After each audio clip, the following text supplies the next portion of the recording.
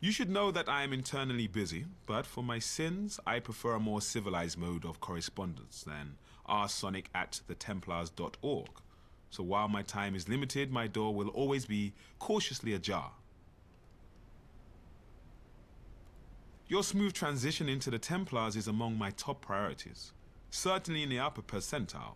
Should you be unsure of the correct conduct in any situation, come to me in the first instance. We can speak in confidence and largely without judgment. I will take pains to understand. I accepted this position because I saw a new way for the Templars to achieve our old potential. Ours is an organization with no shortage of history. Some might say too much history. But you are our future. Don't squander it. You're quite safe here in London. The old girl is a marvel of arcane geometry, thoroughly warded for your protection and by degrees for ours. Londoners are of special mindset, oblivious to practically any outrage beyond raised congestion charges. Thus, over time, it has become the de facto capital of the secret world. All are, I wouldn't go so far as to say welcome, but permitted. Be assured that none would dare challenge our authority, not here where Temple Hall casts a long shadow. Personally, I frown on architectural bullying, but if one absolutely must throw one's weight around, it pays to erect a cathedral too.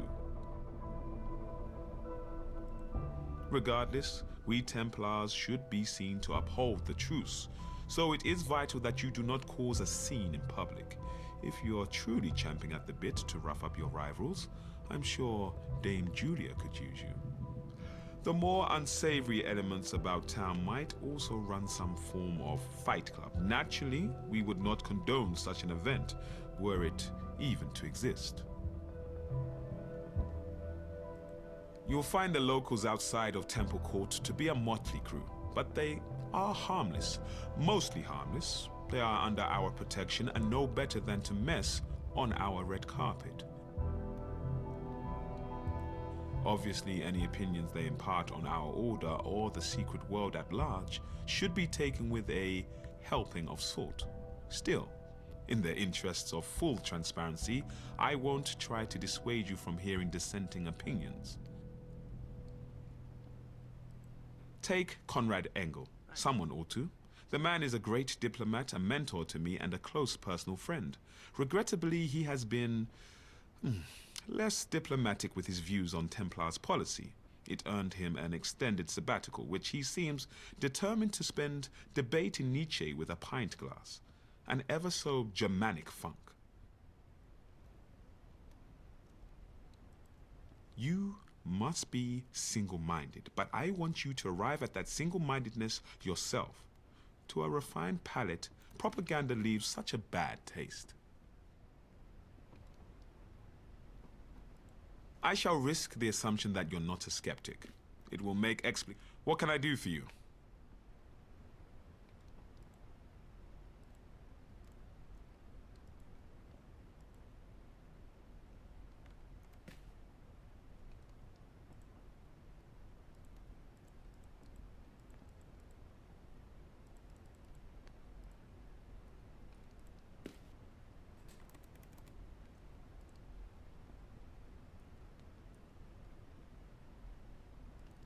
Every myth, every legend, every dirty limerick created to make sense of what is unknowable and unfair, it's all true, or at least sufficiently true to cause alarm.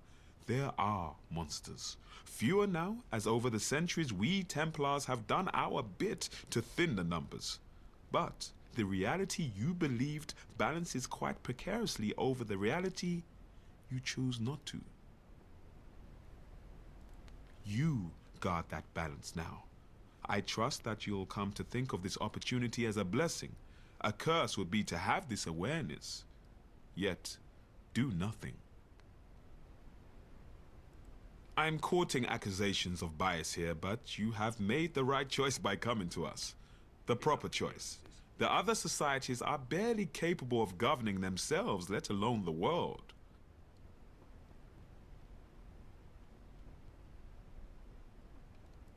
What we possess above them is not measured in wealth, land, or resources.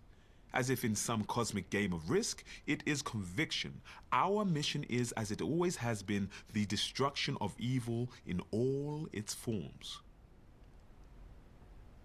We have auditioned many methods for this mission and speaking candidly to different degrees of success. In our less celebratory moments, Templars have been accused of irrational zealotry, of blinkered intolerance, of fascism. Our line in decor doesn't do us any favors on the latter. I'm telling you this for the sake of background reading. Strive for purity of thought, and purity of action will follow. Impress this on your fellow Templars and on all others by example. I'll take your question, but you should appreciate this is a difficult topic within the establishment. The bad blood between our two societies is positively virulent. It goes far beyond some catty mid-Atlantic feud, even if the British have elevated holding grudges over the revolution to an Olympic sport. No, this is rooted in the 13th century, when Templars' empire was ascendant from the Bosporus to the Orkney. Illuminati, already well versed in throwing any game they cannot possibly win, conspired to turn all the societies against us. How to express our most abject of defeats? We got served. The balance of power was swept from the table, never to be recovered. In the chaos, they wormed into the New World, and it would be impolitic to call them a peculiar American phenomenon, but I suppose I just did.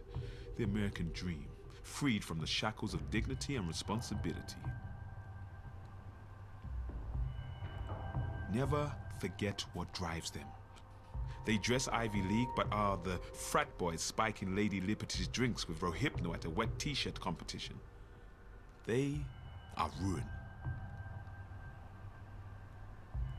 To be blunt, little concrete information exists on the Dragon. They thrive on their own mystique. They are variously believed to be a fringe society of inscrutable Zen mystics or a cell of dangerous anarchic extremists. It seems increasingly possible for them to be one and the same. Since we withdrew from the Kowloon in '97, the Dragon have gone unchallenged in the Far East, but their brand of quiet terrorism is spreading outwards, I suppose almost virally. When we attempted to trace their movements, find some insight or pattern, it produced only circles. Discounting them as a major threat to our plans may have been ill-advised. Certainly they have proved adept at undermining them, but I don't presume to make our strategy. I can only observe how the Dragon rush to fill the void left by our more public struggles. I say, fill the void. Though the curious thing is, they do nothing, as if the void itself was enough. I would prefer not to dignify the thieves and murderers of the Phoenician Navy with an introduction. Sadly, as chivalry endures, so too does piracy. There are mercenary sans frontiers, sans loyalties, even to the highest bidder. Wherever there is a claim to jump, you can rely on their tasteless gold-ringed fingers to be stained with either dirty money or blood. Over the past millennia, the Phoenicians have been allowed to perpetuate their larceny for two reasons.